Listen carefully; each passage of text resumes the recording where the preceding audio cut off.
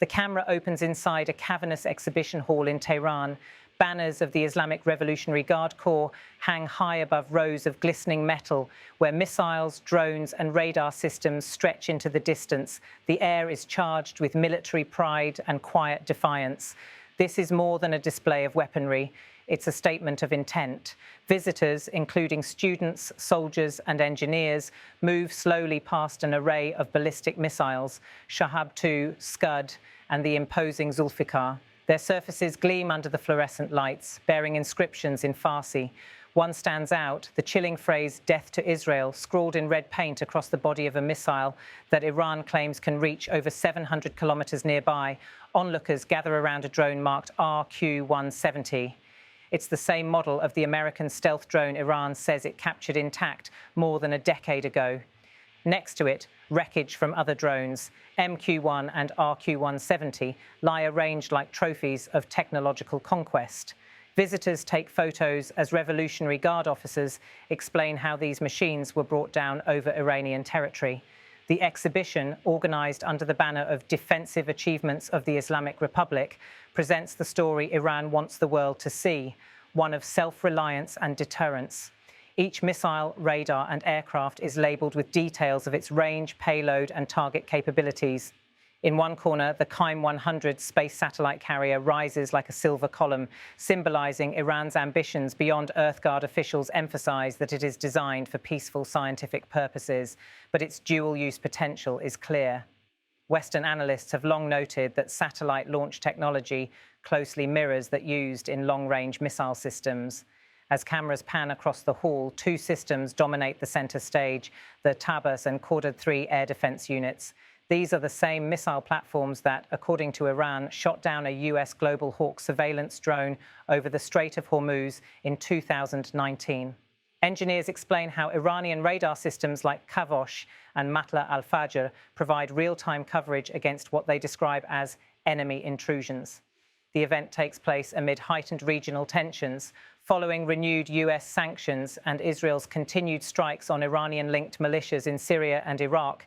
Tehran's leadership is seeking to demonstrate resilience, not just militarily, but psychologically. The presence of Revolutionary Guard commanders reinforces this message. Iran will respond on its own terms. Crowds gather around another section labelled Unmanned Aerial Power. The drones displayed here, Mohajer-2, Shahed-129 and the newer Shahed-139, represent the backbone of Iran's drone program.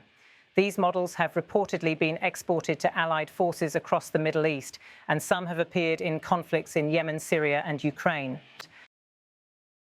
Visitors lean in to photograph a sleek black drone whose placard identifies it as Shahed-285, a helicopter drone hybrid designed for both surveillance and light attack missions. A group of engineering students listens as a guard officer describes how domestic innovation and sanctions pressure drove Iran to develop its own propulsion and guidance systems. The exhibition also highlights Iran's missile evolution, from short-range projectiles like Fattah 110 to medium-range ballistic systems such as Sejil and Khyber-Shekan. The latter, displayed under a bright spotlight, is described as a hypersonic missile capable of penetrating all known air defence systems. Though such claims are difficult to verify, they serve a clear strategic purpose, projecting confidence and technological parity with adversaries. Close to the exit, the Persian Gulf and Hormuz anti-ship missiles draw attention from military analysts and journalists. Both are central to Iran's doctrine of controlling the Strait of Hormuz, a choke point for nearly 20% of global oil trade. By showcasing these systems, the Revolutionary Guard sends an unmistakable message to Washington and its Gulf allies. Any attack on Iran's territory would carry a high cost. Beyond the technical displays, there is a deeply symbolic atmosphere. Families pose for photos beside the towering Shahab-3 missile, a weapon once at the heart of international nuclear negotiations. Children wave small Iranian flags as the national anthem plays through loudspeakers. For the Iranian public, the exhibition is as much about pride as it is about power. State media reporters move among the crowd, broadcasting live segments that emphasize the exhibition's theme, defensive self-sufficiency. The narrative underscores that Iran's weapons are built for deterrence, not aggression. In official statements, Revolutionary Guard commanders stress that these systems are a response to decades of sanctions and military threats, An announcer's voice echoes over the hall. These missiles, these radars, these drones, all are the products of Iranian minds and Iranian hands. Applause ripples through the audience. Outside the exhibition grounds, banners depict the faces of Iranian scientists and engineers killed in attacks attributed to Israel and its allies. Among them is Mohsen Fakhrizadeh, the nuclear scientist assassinated in 2020. The message is implicit but unmistakable that Iran's scientific community continues its work despite loss and pressure. As night falls over Tehran, the gleaming bodies of missiles reflect the overhead lights.